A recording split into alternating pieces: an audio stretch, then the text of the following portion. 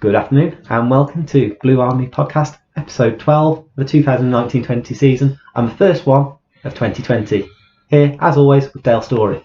Happy New Year. I can't believe it's episode 12. That's crazy, isn't it?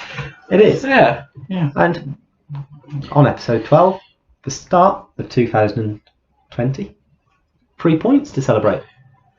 It's nice to be able to talk about a win, isn't it? Definitely hard-fought win against Matlock. Yeah. But, in my opinion, thoroughly deserved. Yeah, definitely. Small steps being made continually. And but it's back-to-back wins first time this season. Yeah. I think 7 points from 9 over Christmas. Which is, you take that all day long. Yeah. And I think the biggest thing that I think we've spoken about is the character shown from Gainsborough when Matlock scored, because teams at the bottom of the table, your heads would drop, your confidence would go, because Matlock didn't deserve to score. I don't think. I know you saw it coming. I didn't see it coming when we missed the chance with Declan Bacon. Yeah. After Greg Smith had played him through. But to go up the other end. Yeah. And I think Williams had the shot, which was well saved, and they kept it going. In the end, Smith lays it off, done. Great finish. I think it's fantastic character. It's a great win. It's a really good win, because also they've not moved in the table, have they? They're still 20th. No, but they're pulling away from the bottom two and keeping in touch with the teams above them, because I think Atherton got a win today. I think Atherton were the only side. Grantham got a point. I think Grantham are catchable. So it's a great win. But talking to Matt, the media guy with Matlock, he was sort of saying that from the first 4 games they picked up 12 points, and then since those 4 games they've picked up 12 points, so they're sitting on 24 points. Their run is I looked at this, first 6 games they were unbeaten. I think they won 4 out of the 6. Yeah, and then it's 3 from 13 wins. It's an amazing change in form. Matlock seemed to be very streaky like that though, don't they? When Frex went in last season, they went on a bit of a streak and then tailed off again. Yeah, they seem to be very streaky. Whereas you want that little bit of consistency, really. They do, and they seem to raise hope. And then when we went there back in August, and yes, it's the end of August, but it's still like game 5 or something. They were top, weren't they? And the atmosphere around the place, speaking to local people, and that was that this is our year, etc. And I remember, it was 2 own goals from Gainsborough that gave them the win. So in a game that we almost dominated the second half, didn't we? We came away. I think we podcasted that night, didn't we? One of the 12. And I think we were like, how have we lost that? Or how are they top? So it was probably a false position. But the side's changed massively since then, hasn't it? Well, yeah, but just going back to them, but they did have some really good players, and at times in that game you could also see why they were top, because the first half in particular they battered Gainsborough. But they've still got some decent players. Marcus Marshall scores lots of goals for them. Yeah, he was a threat all game, wasn't he? But really well dealt with by Staino. I thought Staino and Thornton were outstanding today. I thought Gainsborough defensively were brilliant today, and that's the reason, in my opinion, that's the reason they've won the game, because Matlock, I think, only had 1 shot on target all game, the goal. Which was the goal, which is probably the one time all game the back 4 switched off. As a whole, I'd say, I don't think you can blame anyone individually. I think just as a whole unit, maybe. Almost the whole team switched off for that minute, wasn't it? Yeah, and in football you get punished for that, and it was a decent finish. But I can't remember them. I think they had 1 clear-cut chance quite early on. Sinnott put it over the bar from near the penalty spot. From a cutback, wasn't it? From Marshall's cutback. And apart from that, and then you're always going to get a goal-mouth scramble at the end. And I think it was Dean who put 1 wide, literally last kick of the game. But that's it. We were able to ride our luck a little bit because of how we defended. I think the one at the end to get it on target, I think it'd have had to go through about 4 players. They were all there. The first half one's the one where you got that bit of luck, because it was a sitter really, Jordan Sinnott. But apart from that, Gainsborough had quite a few chances. Russell inside netting, Bacon. That on Bacon had just for the goal equaliser. I had a discussion with the corner. I thought he was unlucky, but he should have got it on target. But he was unlucky because he did the hard bit, and then he hit it probably too well. Yeah, he was going away from goal. Yeah, he was, he was took him a little bit too far away. But I thought he hit it too well, and that's why it ended up going straight. Whereas if he sometimes when you do scuff them, but he did really well. One of the best at scuffing them in the bottom corner. Well, exactly. But he did well to get the shot in. And it's the first time I've seen, after I went there on Boxing Day, him and Smith up front Yeah. That's got real Two potential. completely different players, aren't they? Yeah. I mean, I've always been a fan of Greg Smith since seeing him at Boston. He was captain He's a handful, a few isn't years ago. Yeah, he is. Wherever he plays, he's awkward. He's got the build to be really awkward, and you're not going to get round him if you're a centre half. If he decides to shield the ball, He did it a few times. Felt he almost didn't get the protection he deserved at times today. He seemed to be giving players piggybacks all the time, but going over the top. I thought the referee, though, and discussing this with the Robinsons, obviously as it was, you didn't really notice him that often, and I think it's nice to.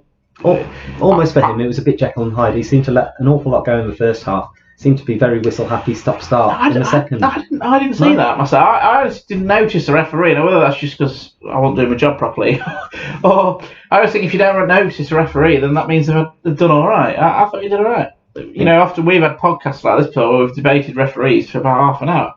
So strange stat for you, though. 2 games without a yellow card for either team.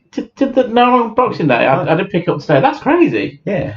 Especially the way games were played, because they are, you know, Curtis Woodhouse even said to us, didn't he, wanted to be more hostile, that harder to beat, they're more physical. That's the word, isn't it? So that's a surprise. But 2 teams that, you know, Grantham as well, but, you know, didn't hold back from challenges. It's a physical league. Grantham are physical, aren't they? It's a physical league. But is it a sign that referees and officials are starting to understand a little bit more? Understand non-league? Because that's what non-league is, isn't it? Yeah. A battle, but a battle in a good way. Yeah, I mean, I remember I've watched games before people that usually watch league football, and they've winced or moaned, and what are you moaning at? It's non-league. It's what we expect. It's what we love, isn't it? Yeah, no dodgy VAR calls, celebrating the goal and having football. to look across. Absolutely love it. Absolutely enjoy it. And you know, you meet so many characters, don't you? And you do. You can't predict what's going to happen. No. So, no, it's good today. I enjoyed it. Yeah, good to catch up with John Stewart as well. Well, John Stewart, we've always rated John Stewart, haven't we? Yeah. You and I. He is improved again today, a very good shot stopper. There's a Staino header, which he did well to save. There's the Morrison one. Now, Morrison did everything there. Yeah, got to a byline, didn't he? And he didn't really have anybody up in support. Tried to dink it, didn't he? And dinking to be fair, calling John Stewart. John Stewart can probably reach high of 90 inch. Yeah, standing up. I think most keepers, you didn't do much wrong there, Morrison, but it was a very good save, though, still. And then in the lead up to the second goal, it was a really good save again. So he's a good keeper. Big top hand, wasn't it? And he even beat it a well way. It wasn't his fault that the attack continued. He did the right thing. Right. We always liked him here, didn't we? He's always a good shot stopper. He wasn't. I tell you what, he wasn't as quite commanding of his area as I remember him being so when he was here. No, but I think that was partly to the quality that we were putting into the box. I think there were some very good crosses today. Simon Russell put one in for corner just before we took the lead, and he put it in right on the back post. That cross for the first goal, was excellent. Took defenders and goalkeeper out. I can't remember who got the ball out to him as well. Michael Williams. That was a great pass. Yeah.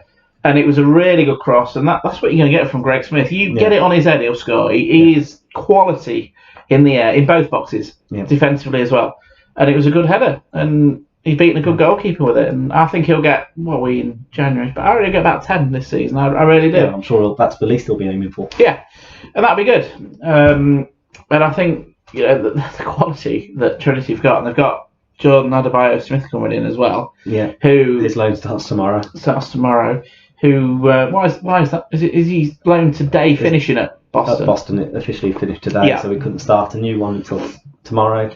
I think he'll be him coming into the 16 as well. We spoke to Curtis after the game, and he said that Mitchell Dunn's obviously going to be banging on his door saying, "Gaffer, why aren't I getting a start? What do I have to do to start?" Mitchell Dunn, both his goals have come as a sub. Yeah. Since Curtis has been here, he seems to get his subs scoring. I mean, Ross Hannah's at FC United, obviously, was, what was it? How long have you been on? 10 seconds. Mitchell Dunn at Hyde. Mitchell Dunn today. Yeah. I think that's it. I don't know about the others, but good. You want your subs to be able to make an impact, and I imagine my opinion is, Adebayo-Smith will play some games on the bench as well. I imagine he'll start some as well. He's an effective sub. He got a hat trick here in the that summer of football, and it was against Lincoln United. It was against Lincoln United, and I remember from the day I didn't personally take many. You were there that day, weren't you? Yeah. Didn't take too many positives from the day, but one of them was Adebayo-Smith looks good. Yeah. So hopefully he can continue his I development. just think some of the signings they're making games at the moment, they all the known signings, and they're known to be pretty good. When they signed Greg Smith, which was announced Christmas Eve. Yep. Christmas Eve. Early Christmas present. I was like, yeah, good signing. And he does what it says on the Solid. tin. He holds it up, Well, flicks he said on. himself, didn't he? Marmite. You either love me or you hate me. It did make me laugh because it was me and you. I can't remember. I think we were discussing it with fans, and I think Marmite was another expression used for Greg. So I've always been a fan.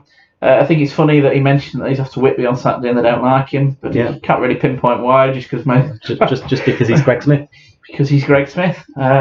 Hopefully they like him even more. Players like Greg Smith will thrive on that. Yeah. Players you'd rather have with you. Yeah, but they thrive on the. I remember Matt Reed doing it for years at Lincoln. They thrive on being hated by opposition fans. The baddie. It makes them play better. So Whitby, bring your A game. Whitby, Smith's going to bring his. Well, as you know, I love Whitby. Whitby's my secret interest team in this league. And not so secret anymore, obviously. No, it's not a secret anymore if you share it with our loyal fan base. Well, which we love it. Yeah. People keep mentioning to us this podcast. So guilty pleasures for a Saturday night, isn't it? It's got to be done. What with that and the darts, I think it's going to be. Yeah, Alan did a great job today holding up that substitute board.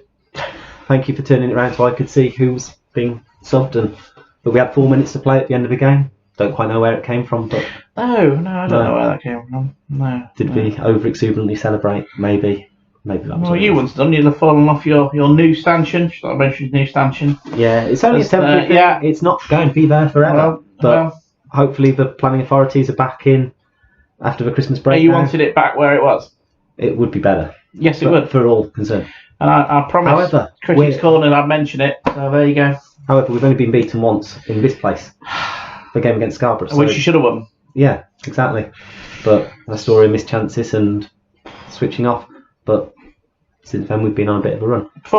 Interesting, and I mentioned it to Curtis when we were summoned to the office. I quite like that. Don't you? I quite like it in there. Pre-game in the office. What were your words? I wouldn't fancy being in there afterwards. Well, it depends how the game had gone, obviously. But today wouldn't have been too bad, I don't think. But it's interesting. I think I touched upon in his interview that we said after Hyde, this could be the start of a run. He was clearly not happy at Hyde. They were poor. It was an awful day. We were freezing, as people keep mentioning to us that we looked frozen. Cold after a podcast. Yeah, and I'm sure we will if we do one on Saturday. We'll look a little bit chilly. Bracing sea air. Yeah. But we said, this could be the start of a run. Well, was it 4 unbeaten now? 8 points. When you're near the bottom, you're not going to get much better than that. Exactly. Put results together and you'll see the ability to climb table. You touched on it earlier and said we haven't climbed the table yet. We're still in the same position. But they're pulling away from the bottom two. Do you know how that works in the table? Is there a playoff? No, but it is on a points per game basis across our league and the bottom two go down, don't they? And then there's is it one from the 3? Yes. Off trying to work that out earlier. Yeah, your media team. We weren't sure what was going on. Yeah, we'll have to try and get somebody on to explain it. I did tap at Matt, but he was feeling a bit worse for wear after his New Year's celebration. So maybe next week we can get him We've on. not persuaded Daz to come in for a cameo again either, have we? No, although he was feeling a little bit better than he was in the pre-Christmas game. I think it was Nanwich, wasn't he? He popped in to say he just popped in and shared a little bit of joy and Christmas spirit. It's the best bit of the podcast. You just skip through to that, we don't mind. So. Oh, it's all well and good. And I suppose the only other thing we need to talk about really from last week is Liam King going. Yeah. Where do you think he's going to end up? Ooh. I don't know. Where do you think he's going to end up? I don't know. I had a message off him that said after the press release had gone out, his phone hadn't stopped ringing, but he'd had 12 phone calls. Good player. Good player. We've never hidden the fact we're a fan of Liam King on these podcasts, both as manager and as player and as captain and that. And I felt last season he was the best player till he got injured for the team. And management, it just didn't quite work out. There's so many reasons you can go through why it didn't work out. Exactly, but he'll come back stronger from it. But I think he will manage again in the future. Maybe. He'll learn from all the things at Gainsborough, the good and the not so good. Even Curtis said before the game when we mentioned him that He was always 100% Gainsborough, and I always found that. Yeah. And even when times were hard, you still felt that. You still felt it wasn't a case of he was getting annoyed for himself, but for the club. Do you know what I mean? Exactly. And I always felt that. And that ability to distance yourself from it. And to get people like that at a club, quite rare. Quite rare, yeah. Especially when managers are in tough times. Usually they play the blame game. They might blame players. They might blame poor support. They might blame media for being horrible or whatever. I can't remember him blaming anything. All he said was it wasn't good enough from all. Well, what did he blame? Catches, but yeah, but they weren't struggling then. No, that wasn't the struggle. Well, that was part of the struggle. That's when we were optimistic and talking of playoffs. Still not something wasn't quite right. But yeah, when the going did get tough, he did blame himself, and he reflected on which was quite refreshing to see. Putting my fan hat on, it was very refreshing to see and hear. Because at the end of the day, he knew that he'd recruit it and what he'd recruit it. And he blamed his recruitment, didn't he? And he did. And he, staying on after Curtis Woodhouse coming in, I think a lot of people would have thought that was a bit different. Yeah. But we mentioned that to Gaffer today, and he said, it made it easier for him to come in. The transition was there. Which is fantastic. And I'm sure if you could have that at most clubs, I'm sure that's what they do, because... Yeah. Well, you look at it, don't you, at sort of management jobs in the real world, football at the end of the day, it's only a game. But ignore him. Yeah, in real life, that you often see managers leaving a role but having a handover period where there is that sort of pass over. I don't know. It was a bit unusual when it happened. Liam's done the dignified thing. He wanted to play regularly. Wasn't possibly going to get that because he was still a bit of a way away from fitness. So hopefully he can go away to get some fitness. I think, and I don't think the door would ever be closed. Curtis said that, didn't he? I think a team in this league, I imagine this is probably his level at the moment due to fitness. I think they're going to get a quality player, quality addition, which will make all the difference. He clearly proved he can play the league above. Yeah, whether he's there fitness-wise or not at the moment. I wouldn't have thought so, but the only way you're going to get fit is by playing ever again. So, but I'm sure Twitter will be alight in the next couple of days when he announces who he's signing for. Oh, exactly. Could be a return to Matlock, couldn't it? Doesn't matter now, we've got to play him again, so... Exactly. But now we've got New Year's Day out of the way. And we've got some more comings and goings probably to come from here. I think the manager touched upon, didn't he? It's been a very exciting time. I've looked at it, I think it's 11 players he's brought in. I remember 7 was Josh Batty. There's been a few comings and goings since then. And 9... I don't know if I've got Nathan Hott down twice, though, but I've gone. Well, he's come and gone. Well... come, gone and gone. It's been interesting. It's been a whirlwind of what's it been 3 months? Yeah, it's exciting. I think it's just trying to keep on top of it all. It's crazy. And we spoke in our last podcast about the loan thing, and I'm sure that Matt Bowles is banging his head against brick walls with the loan. Absolutely, does a great job though. I think there's more toner needed in the photocopier, that's for sure. Printing out all these forms, but the majority of these signings have been done all right, been good. It's like Curtis touched on it and he said it's evolving the squad. Yeah. There's no way you can go in and rip the squad up completely and say that's what I'm going to do, because you don't know how things are going to pan out. It's got to be done in a gradual basis. Try to see what you can get out. Well, you look at the squad that played today, and the majority are his players now, aren't they? You've still got Staino, Jamie Green, Simon Russell, Shane Clark, Curtis Morrison. 5.